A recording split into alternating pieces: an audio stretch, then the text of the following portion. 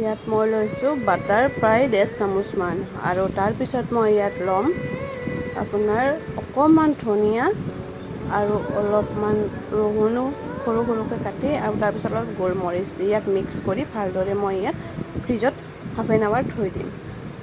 আৰু তাৰপিছত ইয়াত মই লৈ আছোঁ এতিয়া চিকেন কিমা। মই ইয়াত চপাৰত লৈ চিকেনটো এনেকুৱাকৈ কিমা বনাই লৈছোঁ। তাৰ পৰা ইয়াত মই দিছোঁ ধনিয়া, পৰিমাণ অনুযায়ী নিমখ, গোলমৰিচৰ গুড়া আৰু অকণমান মেয়নিজ আৰু ইয়াক মই ভালদৰে সানি লৈ হাফ এন আৱাৰ ইয়াকো মই ফ্ৰিজত থৈ দিম।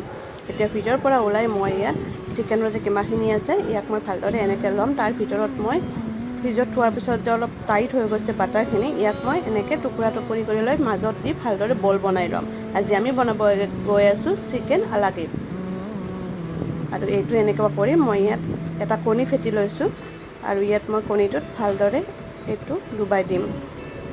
তাৰপিছত কণীটো ডুবাই দিয়াৰ পিছত মই ইয়াক উঠাই বিস্কুটৰ গুড়া এনেকৈ ভালদৰে লেটিয়াই ল'ম।